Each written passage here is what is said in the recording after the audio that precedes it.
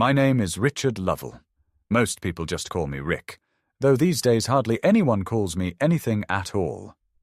I'm 81 years old, a retired railroad engineer from Warsaw, Wisconsin. I've been living alone since my wife Mabel passed away 6 years ago in early spring. She went quietly, like a feather falling in the wind. One moment reading her gardening magazine, the next slumped over with a soft sigh. They said it was her heart. I suppose that was fitting. Mabel always gave too much of it. She was the kind of woman who remembered the name of the boy who delivered our newspaper and asked about his mother every Tuesday, who kept a tin of cookies ready in case the mailman looked tired. She had a softness I never fully understood until it was gone. The house we shared for over 50 years feels like a museum now. Not grand or historic, just full of ghosts. Her teacups are still stacked in the corner cupboard, dust settling in the painted ridges of tiny porcelain flowers. The bedroom is a shrine to better days. 2 pillows on the bed, though I've only needed one for years. The closet still holds her cardigans, some of them with that faint scent of lavender sachets. I haven't had the heart to pack them away. What would be the point? Each time I try, I find myself sitting on the floor with a sweater in my lap, paralyzed by a memory I didn't know I had. My days follow a routine now, not out of discipline, but necessity. I wake up around 6, not because I'm rested, but because sleep has grown shallow, like a puddle that dries up too quickly. I make oatmeal the way Mabel used to like it, with cinnamon and a few raisins. I set out 2 bowls by habit, then put one away. I read the obituaries in the Warsaw Daily Herald, not out of morbidity, but because it's where most of my old friends show up now. After breakfast, I tend the front yard. The neighbors say I have the greenest lawn on the street. I don't do it for pride. I do it because Mabel loved her peonies, and I promised her they'd never wilt while I was still around. I keep that promise. I used to attend church more regularly, but lately I find it hard to sit through the services. The sermons seem too cheerful, the hymns too hollow. Sometimes I stop by just to light a candle, sit in the back pew and whisper a few words to Mabel. Her grave is at Rest Hill Cemetery, not far from the river. I go there on Sundays, sit on the worn bench beneath the willow tree, and talk to her like she's right there beside me. I tell her what I planted, how the squirrels keep digging up the bulbs, and how the world feels lonelier with each passing season. She doesn't answer, of course, but I swear I can feel her listening. I have 3 children, though sometimes it feels like I have none. Diane is the oldest. She's 55, married to Alan, an accountant who once offered me unsolicited advice on asset repositioning at Mabel's funeral. They live in Madison in a big house with granite countertops and 4 guest bathrooms. I haven't been invited to see any of them. Diane calls me every few weeks, usually when she's driving somewhere or between meetings. The calls are always the same. How are you, Dad? Eating well. Taking your pills.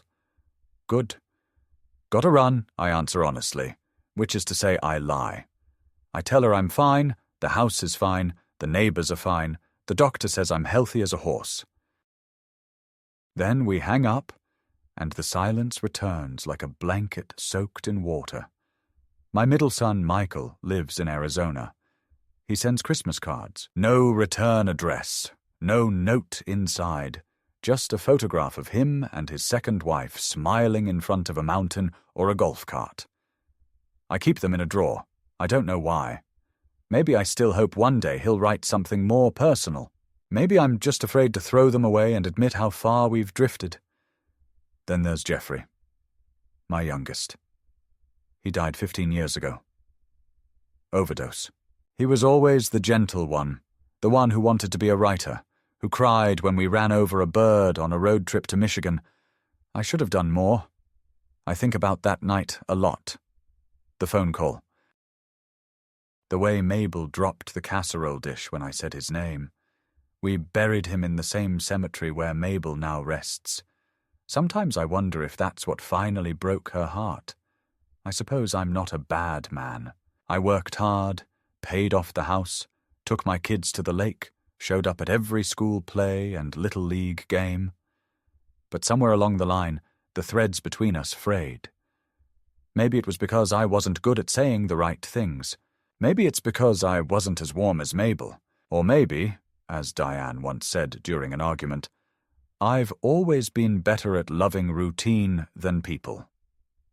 The last real conversation I had with Diane was nearly a year ago, after I slipped on the icy porch step and bruised my hip.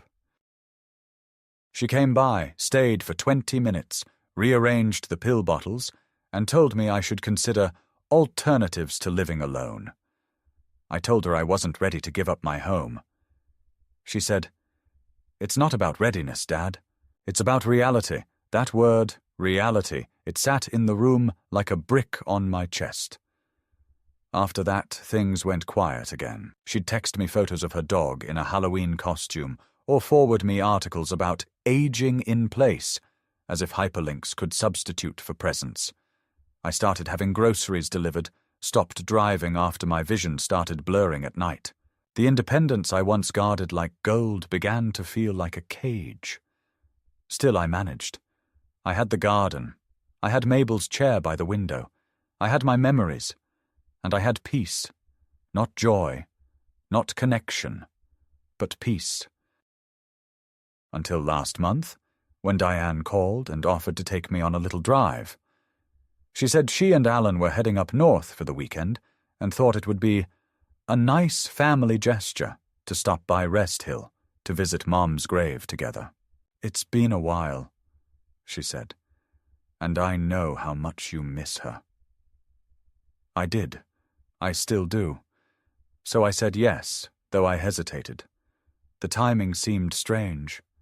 The anniversary of Mabel's passing wasn't for another 2 months, but Diane insisted it would be just a short drive, and I chose to believe her. Maybe, I thought, this was the beginning of something. Maybe my daughter remembered I still existed, still mattered. I packed my coat and gloves, trimmed the roses from Mabel's bush, wrapped them carefully in paper towels, and waited by the window for their car to arrive. I should have listened to that voice in my gut. The one that had learned, over these long years, to be suspicious of sudden kindness. But I didn't. I still wanted to believe in family. I still wanted to believe in love. The morning of the drive began with the kind of grey sky that feels undecided, neither threatening rain nor promising sun. I stood at the window in my front room, watching the street like I used to when Mabel would run late from the grocery store, pacing softly in slippers worn thin at the heel. I had clipped the last of the late summer roses from her garden, wrapped the stems in damp paper towel and aluminum foil, and placed them gently inside a shoebox lined with one of her handkerchiefs. They looked smaller than I remembered, maybe because the bush had aged with me, or maybe because everything seemed to shrink these days. My body, my world, my expectations. Diane had said they'd arrive around 10. At 10:15, I checked the wall clock above the fireplace. It had ticked reliably for over 30 years, a wedding anniversary gift from Mabel's sister, who passed not long after giving it. 10:30 came, and I began to wonder whether I had misunderstood. I debated calling her, but thought better of it. I didn't want to seem impatient or make her feel guilty. That's the trap old age sets. You begin to worry that your very presence is a burden, that asking for clarity is an act of defiance. So I waited. They pulled up at 10:47 in a silver SUV, newer than the last time I'd seen their car, clean and gleaming. Diane stepped out from the passenger side, dressed in slate-grey slacks and a blouse that looked expensive. She didn't wave. Alan stayed in the driver's seat, sunglasses on, engine still running, his fingers drumming a pattern against the steering wheel like he was warming up for a performance. I stepped out with the shoebox, careful down the front steps, holding the rail. My knees had been uncooperative lately, stiff in the morning and unpredictable on slopes, but I managed. Diane opened the back door for me, but didn't help with my box, only frowned and asked, "You sure you want to bring that?" I told her they were roses for her mother. Right, she said. Of course. She looked away, and I climbed into the back seat, placing the box gently beside me. The ride began in silence, apart from the low hum of the tires against asphalt. I noticed she didn't turn to greet me once she'd settled in. She was busy on her phone, thumbs tapping, eyes scanning. Alan adjusted the mirrors without saying a word to me. Eventually, I broke the silence by asking how her dog, Benny, was doing. She blinked, like she'd forgotten I was there, then replied, "Still anxious." "He's on medication," I nodded and said nothing more. We passed a sign for the interstate, and I realized we weren't taking the usual road to the cemetery. I assumed maybe they knew a better route, some shortcut, or that they wanted to stop somewhere first. I didn't ask. I didn't want to be difficult. About half an hour in, Diane turned slightly in her seat and asked, almost mechanically, if I had remembered to bring my medications. I said yes, that I took my pills with breakfast. She asked if I brought extras just in case. That struck me as odd. Just in case of what? I asked, but she waved it off with a little laugh. Oh, you never know. Roads can get closed, weather changes. It's better to be prepared. I wanted to say we were only going to the cemetery and back, but something in her tone made me hold my tongue. I stared out the window. We were passing through unfamiliar territory now, long stretches of farmland I didn't recognize, silos standing like sentinels in the distance. I hadn't been down this road before. My throat felt dry, but I kept my worries to myself.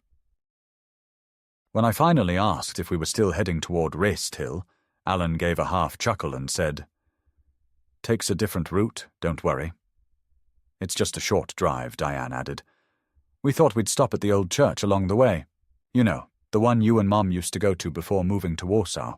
Might be nice to see it again." Her voice was smooth, practiced. Too smooth. I didn't like it, but I nodded and tried to trust.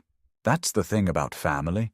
Even after all the disappointments, the broken promises and silences and the Christmases spent alone, you keep finding ways to give them the benefit of the doubt. It's like a reflex embedded deep in your bones. They didn't play music. The only soundtrack was the low roar of the road and the occasional buzz of Diane's phone. I watched the clouds drift lazily across the sky and thought about how Mabel would have been humming something under her breath by now, some old hymn or radio tune. We used to take drives like this just to see the trees change in October, to find antique shops in towns so small they didn't appear on most maps. Those drives were filled with laughter and shared sandwiches, warm coffee in thermoses, the radio playing scratchy AM jazz. This drive was cold, antiseptic, and silent. Eventually, the car pulled onto a narrow gravel road, lined with crooked trees and broken fences. It was a path that clearly led somewhere quiet and remote. I began to feel an unease growing in my chest. This wasn't the way to any church, I remembered, and it certainly wasn't the road to Rest Hill. The gravel crackled under the tires as we crept along until the trees parted, revealing a small, neglected cemetery behind rusted gates. The headstones were old and thin, leaning slightly as if tired from standing so long. I looked around, bewildered. I'd never been here before. The gate bore no sign, no name, just vines and rust and the creak of hinges as Alan pulled over and put the car in park. Diane turned to me with a flat smile. "We thought it might be nice to give you a moment here." Some quiet. "We'll park just up the road. Be back in a bit." I stared at her, then at Alan. "What is this place?" I asked. Diane didn't answer. She just opened her door and stepped out. Alan leaned over, popped my door open and said, "Stretch your legs a bit, Rick. It's good for you." I hesitated, then stepped out, bringing the shoebox with me. The gravel felt uneven under my feet. As I turned to ask when they'd be back, Diane was already walking briskly toward the car. Alan climbed in. I called out, "Wait, how long?" Diane turned back and said, "Just a short drive. We'll be back soon. Just sit, breathe. You'll be fine." Then the SUV backed up, made a U-turn, and rolled away down the gravel path, disappearing behind the curtain of trees. I stood alone in the wind, roses in hand, my heart thudding against my ribs. There was no bench nearby, no place to rest. Only the crunch of my shoes on the gravel and the sighing of the trees around me. I waited. 5 minutes, then 10, then 20. No sound but the occasional caw of a distant crow. The realization crept in slowly, like water rising at your ankles. They weren't coming back. Not soon. Maybe not at all. I looked around again at the overgrown graves, the cracked marble, the quiet decay. The shoebox trembled in my hands. I placed it down gently on a stone wall and lowered myself beside it, legs stiff, breath shallow. And I began to understand. This wasn't an accident. It wasn't forgetfulness or a detour gone wrong. They had left me here.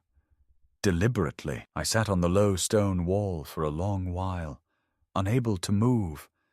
Not because I was in pain or too weak, but because something inside me refused to accept what had just happened. I stared at the gravel road, expecting to see the SUV return any minute, expecting to hear the crunch of tires, the slam of a car door, the half-hearted apology, the forced smile. Nothing. Just whined through the trees, and the occasional chirp of a bird that sounded far too cheerful for a day like this. The cemetery stretched behind me in a lopsided sprawl, rows of forgotten stones, some leaning, some broken, names faded, dates illegible, as though the earth itself was trying to reclaim what had once been human. The gate stood open behind me, the metal bent, one hinge hanging loose. I looked at my watch. 11:40. They had dropped me here nearly 30 minutes ago. That was more than enough time to find a parking spot, more than enough time to return. But no one came. I stood up slowly, legs stiff, knees aching from the cold stone. I brushed the dust from my coat, picked up the shoebox, and walked further into the cemetery, not because I wanted to, but because I didn't know what else to do. The gravel gave way to uneven dirt paths, overgrown with weeds. I passed a statue of an angel with a broken wing, its face smoothed by time and weather. A black bird landed on its shoulder, then flew off. It felt like a warning. I found a newer section, where the grass was more trimmed and the stones were upright. There, I sat again on a small concrete bench beside a modest headstone with the name Lavinia Gray, 1924 to 2001. I didn't know her, but she would have to do. I placed the shoebox beside me and folded my hands in my lap. A lump was forming in my throat, a tight knot I hadn't felt in years. The kind of knot that came when you realized something irrevocable had just happened. My first instinct was denial. Surely this wasn't intentional. Surely Diane and Alan had meant to come back. Maybe the car broke down. Maybe there had been an emergency. Maybe this was all just a misunderstanding. But then the pieces began to fall into place, not just from today, but from the past year, maybe longer. The way Diane had spoken to me like I was a child. The way Alan never looked me in the eye. The fact that they'd insisted on bringing me here, to a place I didn't recognize, to a cemetery that wasn't my wife's resting place, under the pretense of a family visit. And then, of course, the growing pressure over the last year about my safety, the subtle comments about assisted living, about how being alone at your age is dangerous, about not waiting too long to make smart decisions. They weren't just words. They were stepping stones toward something, and today I had finally arrived at the end of that path. My mouth was dry. I had no water, no phone, no wallet. I hadn't thought to bring them. I was going to visit my wife's grave, not prepare for exile.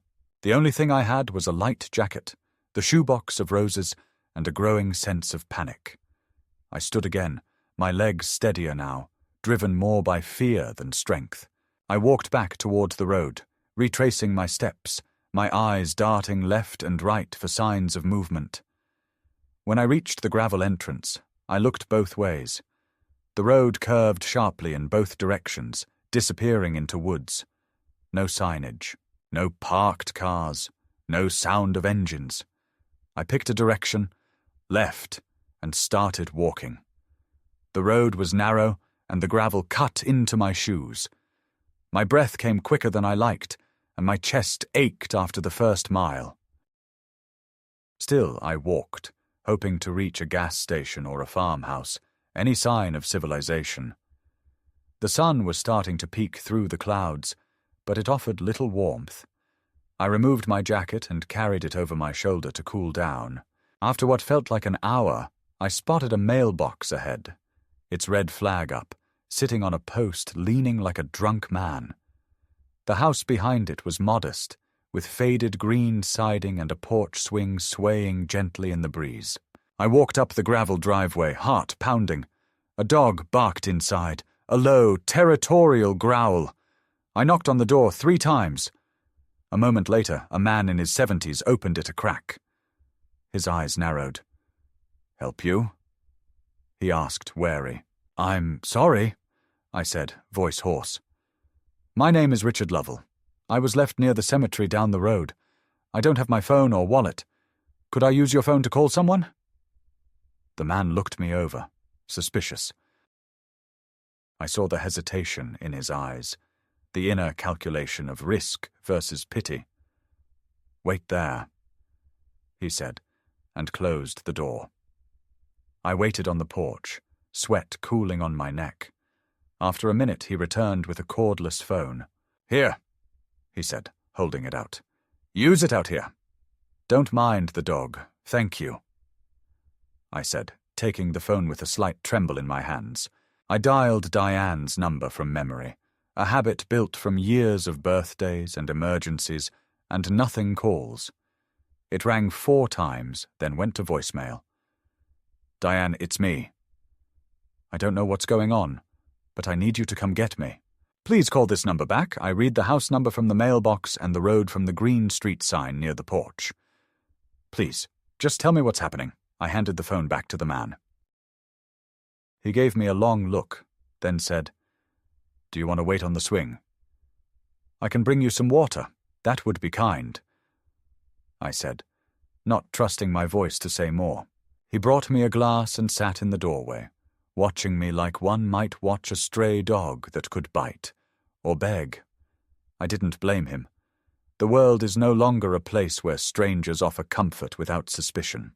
When the phone rang a few minutes later, he stepped inside to answer, then leaned back out. "It's her," he said, handing me the phone.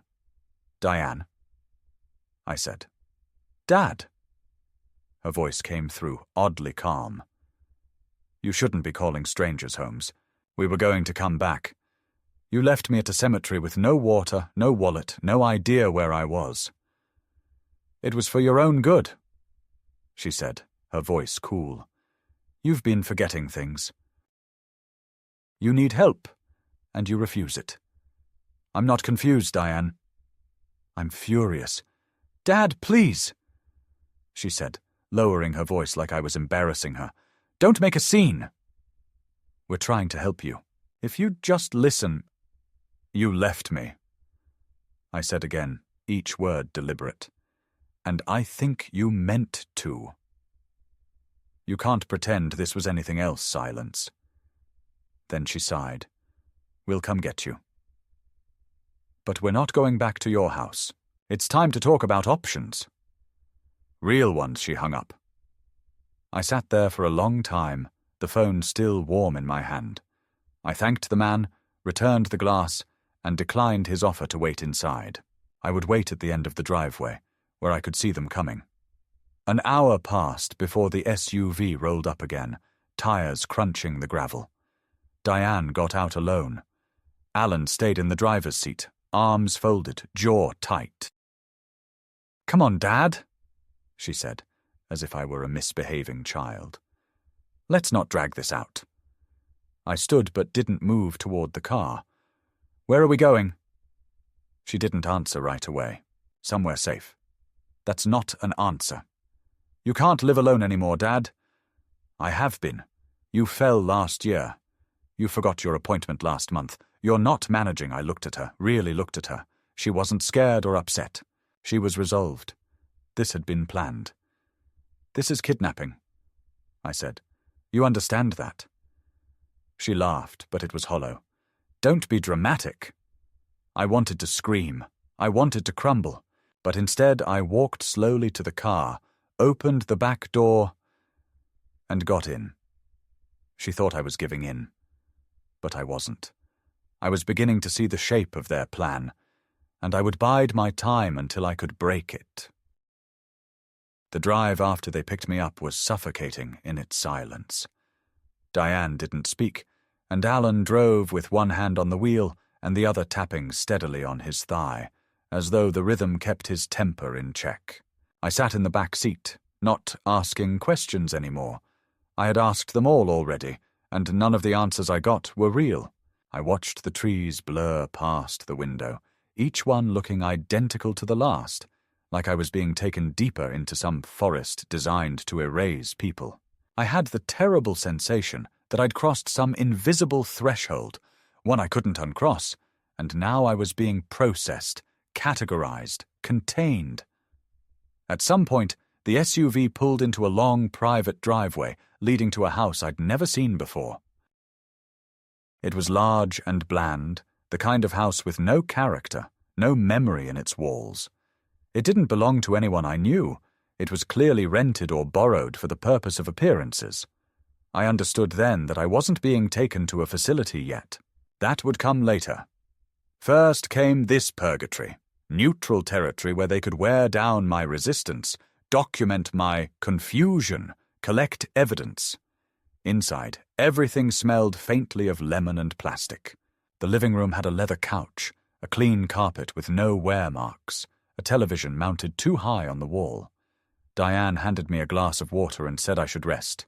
She guided me to a guest room and gestured at the bed like she was tucking in a child. "You'll feel better after a nap," she said. I didn't lie down. I sat on the edge of the bed and stared at the wall.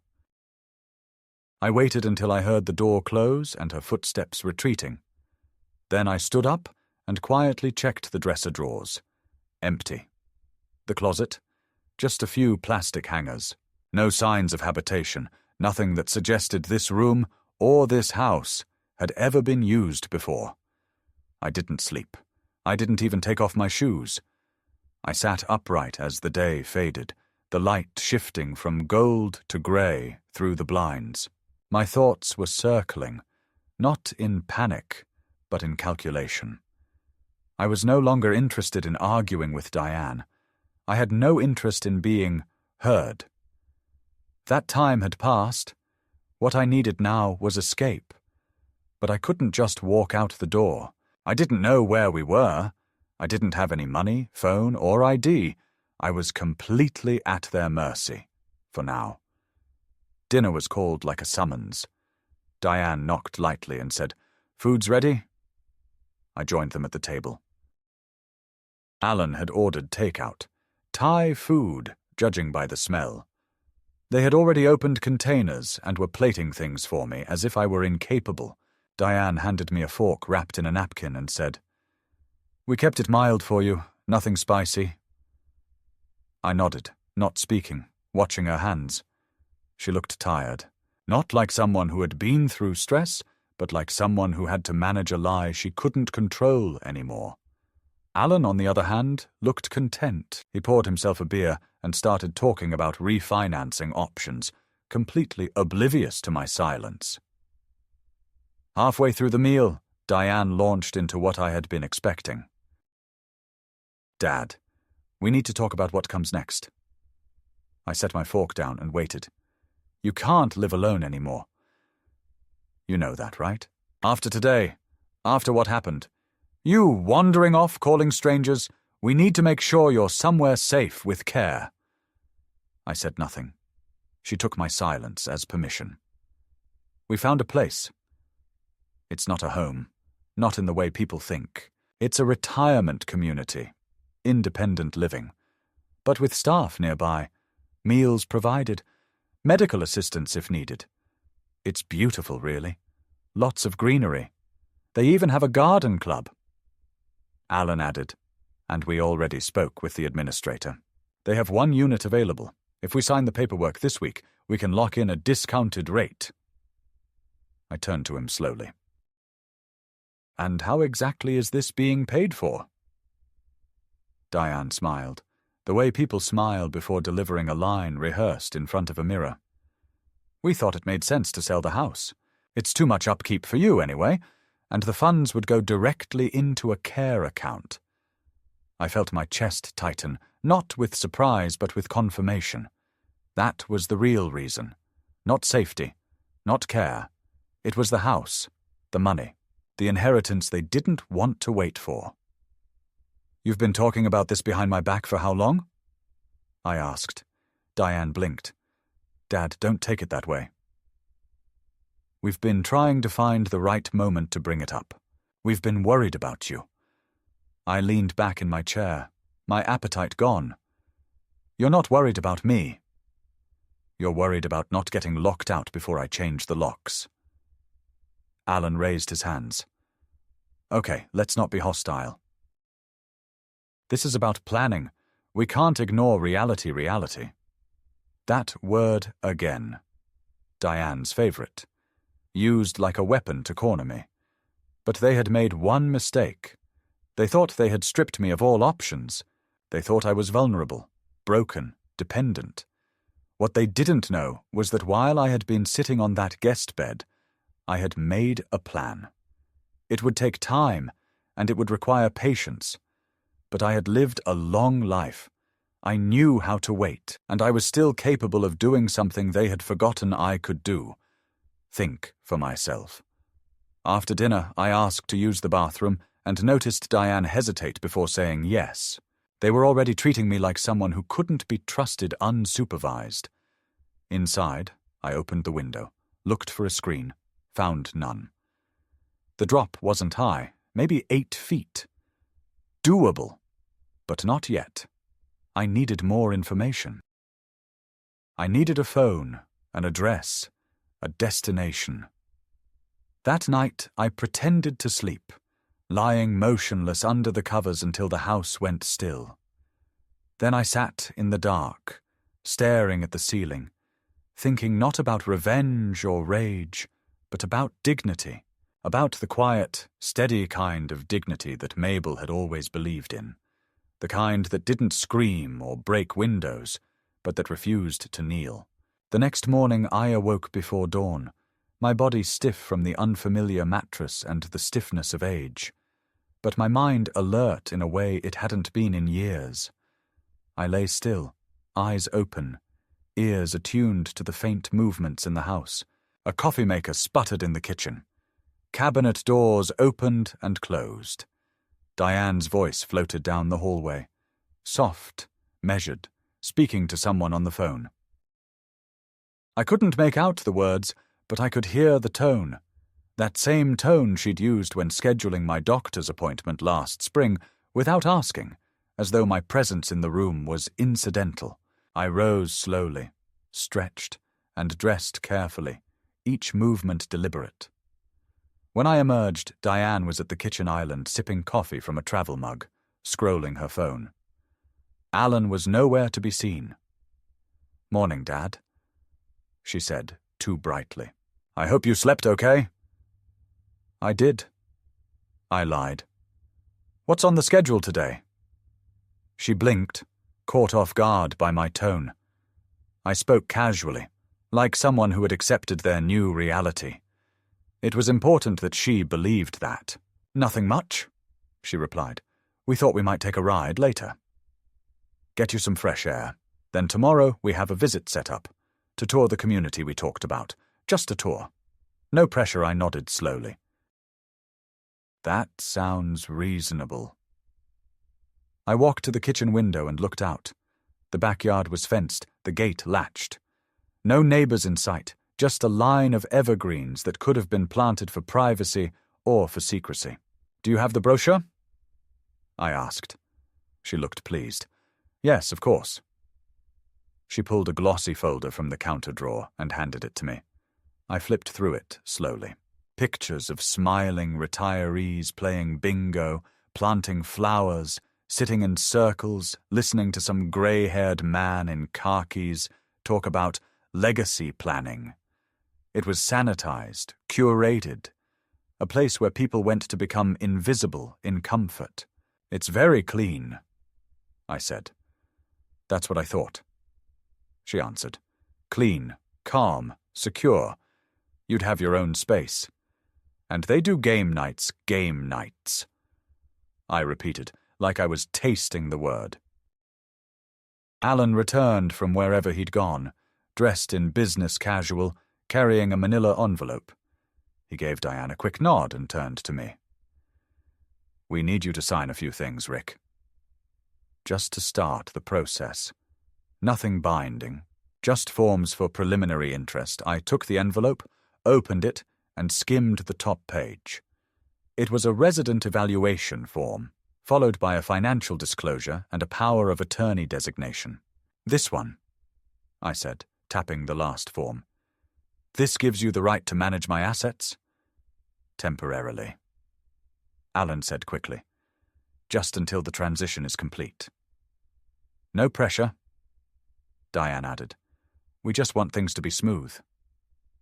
I see, I said. And what if I don't sign? They exchanged a glance. Alan stepped back. Diane sighed and set her mug down with exaggerated care. Dad, we're trying to help you avoid trouble. If something were to happen, if you fell or wandered off again, we'd have to step in legally.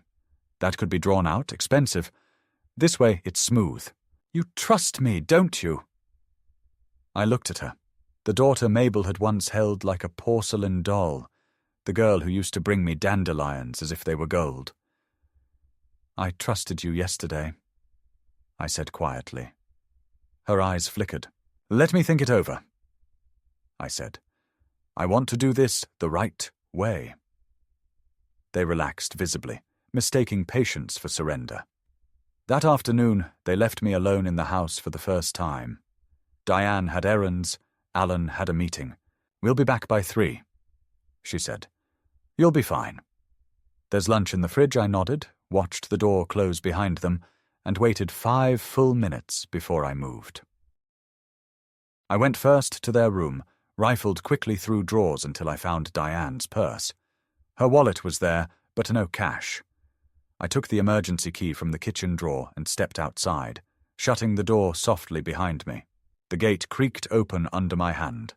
I moved quickly down the side of the house, staying close to the fence line, then slipped into the street. I didn't know the neighborhood, but I followed the slope of the road, trusting that it would eventually lead me to a more populated area.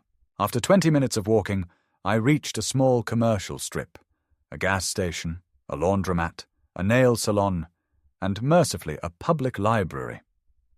I entered, trying not to look like a man fleeing something. The librarian, a woman about my daughter's age, looked up and smiled. Can I help you? I hope so, I said. I need to use a computer. Just for a moment, she gestured to a row of terminals. Sign in right there. Need help logging in? No, thank you. Once seated, I opened a browser and searched for the retirement community Diane had shown me. It took only minutes to find reviews. A few were positive, written in the tone of PR staff posing as residents, but others were more telling. Mentions of over-medication, lost personal items, denied access to visitors. One review from a former nurse mentioned how staff were told to limit interactions with residents deemed non-compliant, a euphemism for anyone with opinions. My stomach turned. This wasn't a place for safety. It was a place to disappear someone, legally. I logged out, thanked the librarian, and asked if there was a bus line nearby. She pointed me toward the stop and handed me a map. "Where are you headed?" she asked kindly. "Home," I said, and meant it in a much broader sense. Back at the house, I returned before 3, reheated the lunch they had left, and sat at the table when they walked in as if nothing had happened. Diane smiled, relieved. "You look better," she said. "See what rest does." "I was thinking about the documents," I said, "about making things easier for everyone." She brightened. "That's wonderful, Dad." "Really, I want to do it properly," I said. "With a notary, maybe with someone at the bank, so no one questions it later." Alan nodded. "That makes sense. We can schedule that. Good," I said, and smiled. They thought they'd won. The next morning, while they were still asleep, I returned to the library. This time I called an old friend, Ed Gleason, a man I hadn't seen in over a decade, but who had once told me, during a fishing trip, that if I ever needed anything at all, he'd come running. I didn't expect him to answer. He did, and when I told him what had happened, he didn't ask questions. He asked where to pick me up. By nightfall, I was gone. When Diane and Alan woke up the next morning, they found the bed made, the closet empty, and a single note on the kitchen table. "Do not follow." I know everything now. I spent the next few days at Ed's cabin 2 counties over. We made a plan. I called my lawyer. I froze the accounts Diane had access to. I changed the deed of the house. I closed the joint accounts. And I left a message for Diane's bank, warning them of potential fraud. I had no interest in punishing her, but I would not allow her to own me, control me, erase me under the guise of love. On the 4th day, my lawyer informed me that Diane had attempted to submit a notarized document I'd never signed. The bank flagged it, and she was now under investigation for attempted financial manipulation of a vulnerable adult. I wasn't vulnerable. Not anymore. I returned to my home, filed a police report about abandonment, and retained a new estate lawyer to write a will, one that left nothing to Diane or Alan. I designated my old friend Ed as my power of attorney and beneficiary. I donated part of my assets to a veterans charity Mabel had always supported. I gave my house to the organization that ran her hospice care, so they could fund end-of-life care for people whose children had stopped answering the phone. 3 weeks later, I received a letter from Diane. It was handwritten, short, and full of the right words, but none of the right meaning. "I'm sorry if we overstepped," it read. "We were just worried. I hope someday you understand that I didn't respond. Because I did understand. I understood everything now." The week that followed Diane's letter unfolded in a kind of silence that was heavier than solitude. I did not speak to her, nor did I mention her to anyone I encountered, and yet she was everywhere. Her shadow woven into the curtains Mabel had sewn, her voice echoing faintly in the voicemail I hadn't deleted, her smudged fingerprints still clinging to the mailbox lid where she'd once placed a grocery flyer and told me to just think about it. It is a strange thing to realize that someone who shares your blood no longer shares your life. Stranger still is realizing that, despite the violence of that separation, because what else can one call abandonment, deceit, the quiet, bureaucratic theft of autonomy, you feel not rage, but a calm, firm boundary rising inside you like a seawall. I no longer cared if she understood. I no longer needed her to. But Diane didn't understand that silence was a door that closed. She kept knocking. There were more letters, more voicemails. One came late at night, her voice cracking from what might have been wine or desperation. "Dad, please, I think we went about things the wrong way." Alan's sorry too. We only wanted what was best. You were forgetting things. You missed your eye appointment, and I just panicked. I didn't want you to burn the house down or end up like Grandpa did. Please call me. We can talk. We can fix this. She was clinging to the fantasy that the damage could be undone by apology, that relationships were like windows. Fragile, yes, but fixable with enough glue and patience. What she didn't grasp is that some breaks are not cracks but cleavages, fault lines that run to the center of something and split it entirely apart. I didn't respond. Instead, I focused on what needed to be done. The legal documents had been filed. My lawyer confirmed that my new will was secured, that the title to my home had been transferred to the Hospice Foundation, and that Diane and Alan's names were nowhere on any account or deed. My estate was now clean, airtight. I made copies of every form and placed them in a fireproof box under my bed, along with Mabel's letters, a few photographs, and the receipt for the suit I planned to be buried in. It felt at last like I had reasserted control over something no one had the right to steal: my legacy, my agency, my voice. And then, 3 days later, the doorbell rang. It was nearly noon, and I had been in the middle of trimming the overgrown hydrangeas that lined the walkway. I wiped my hands on my pants and opened the door. There, on my porch, stood Diane. She looked older. Not aged by time, but by circumstance. Her eyes were bloodshot, not from crying, but from exhaustion. Her hair was tied in a loose bun that had clearly been fixed in a hurry. She wore a grey coat too light for the weather, and her arms were crossed not in defiance but in defence, as if she expected to be turned away. "Dad," she said, and the word struck me as false, not because it wasn't true, but because it no longer felt like it belonged to her. "Why are you here?" I asked evenly. "I just wanted to talk, face to face." "You've already said everything in your letters." She nodded, looking down at the porch boards. "I know." "But I need you to hear me." I said nothing, and after a few seconds she continued. "I was scared." She said, "You were forgetting things. You were shutting down. You don't answer your phone. You didn't come to Hazel's graduation." I kept thinking, maybe you were slipping away and didn't know it. "You mean you were slipping away?" I said, "and wanted me to vanish with you." She flinched but didn't argue. That was progress, I suppose. "I know what we did was wrong," she said, "leaving you there. That was Alan's idea, but I didn't stop him. I thought maybe, if you were scared, you'd agree to the plan." "The plan," I repeated. "To lock me away and strip my name off everything I ever built." She looked up, her eyes brimming. "It wasn't about the money." "Yes, it was." "No," she said quickly. "It was about fear.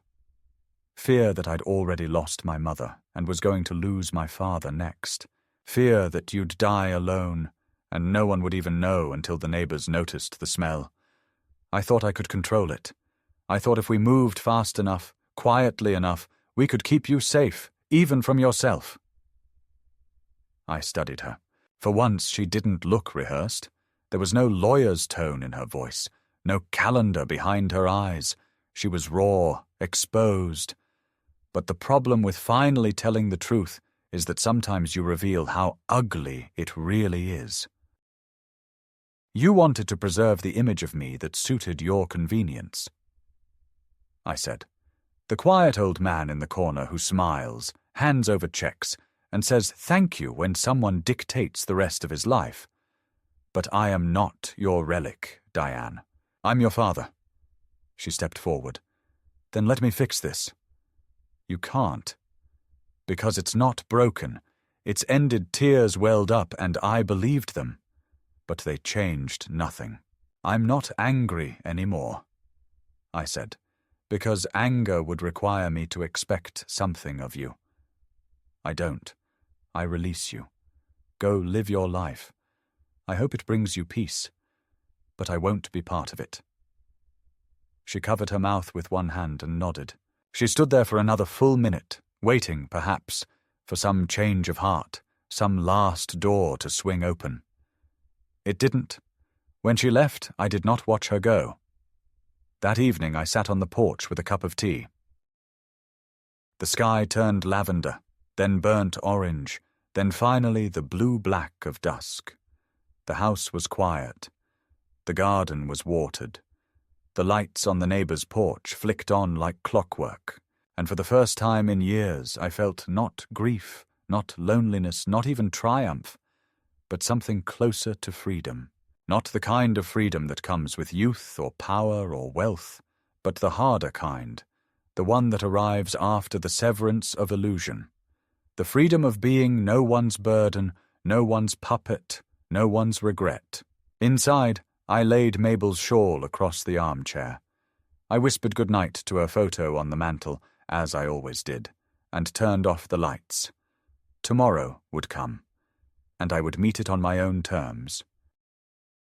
The fall settled in slowly that year, as if reluctant to commit, stretching September into a half-light that clung to the afternoons. The trees along my street began to yellow at the edges. The air carried the faint scent of distant burning leaves, and the neighborhood grew quieter as children returned to school. It was in this hush that I found my new rhythm, not the one I'd been forced into by neglect or manipulation, but the one I chose for myself. Mornings were for the garden.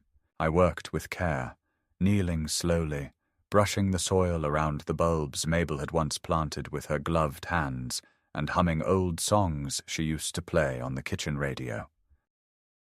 I spoke to her, not always out loud, but with the kind of inner conversation that memory makes easy. She was in every petal, every bee that lingered on the blossoms, every ray of light that struck the window just right in the evening. In the absence of children, she had returned to me more clearly than ever. The neighbors, who had long since stopped doing more than waving, began to ask if I needed anything. Help with trash bins, rides to the pharmacy, someone to check the gutters before the frost. I accepted only what I could not do myself, not out of pride, but because I had learned the difference between being supported and being managed. There is dignity in asking when the need is real, but there is also strength in knowing when to refuse. I no longer explained myself. I no longer sought permission to age the way I chose. My lawyer called once a week, not with warnings or paperwork, but with updates. The financial audit of Diane and Alan's attempted transactions was complete. There would be no criminal charges, my decision, but they had been flagged at their bank, and their access to certain instruments had been frozen. Diane had written again, a shorter letter this time, careful and polite. She asked if I might consider a conversation. I didn't reply, not because I wished her harm, but because silence was the only truthful answer left between us. I began volunteering quietly with a hospice support group downtown, not leading sessions or offering advice. I wasn't that vain, but helping set up chairs, making coffee, organizing brochures. Sometimes I sat in the back and listened to others talk about the complicated grief that follows when death arrives after long resentment or abandonment. One woman said, "He died before we could fix it." Now I have to carry the pieces. I understood that. But I also knew something she didn't. Sometimes the pieces are better left scattered. Reassembling them only invites more sharp edges. One Tuesday afternoon, a boy no older than 10 rang my doorbell. He wore a red hoodie and carried a piece of paper folded 4 times. "Are you Mr. Lovell?" he asked, shyly. I said yes. "My grandma said you fixed her heater last winter. She said you were nice. I drew you something." He handed me the paper and ran off before I could ask his name. Inside was a drawing of a house with flowers out front and a stick figure waving beside a tall woman in a green dress. The caption read, "Thank you for helping people. I taped it to the fridge beside Mabel's old recipes. On the anniversary of her passing, I returned to her grave alone. This time, I brought chrysanthemums and a chair. I sat for an hour, telling her everything. Not just the pain and betrayal, but the strength I'd found, the clarity, the small moments of goodness that had crept in through the cracks. I told her about the bird bath I'd installed in the garden and the 2 finches that had made it their territory. I told her about the boy's drawing. I told her that I missed her most when I got good news and had no one to tell. When I rose to leave, I felt no heaviness, just a kind of acceptance. Back at home, I poured a small glass of scotch and stepped out onto the porch. The sun was setting in ribbons of red and orange. Somewhere down the street, a wind chime stirred. I thought about the cemetery gate, the gravel road, the silence of that afternoon. It no longer haunted me. It had become something else, a line I had crossed and survived. They had said it would be just a short drive. But it was longer than that. It was a journey I hadn't asked for, one I never wanted, but one that led me back to myself. Not as a father, not as a husband, not as an asset or a problem to be solved, but as a man with the final say over his own life. I raised my glass to the wind, to the night, to Mabel. I was still here, and I was still mine.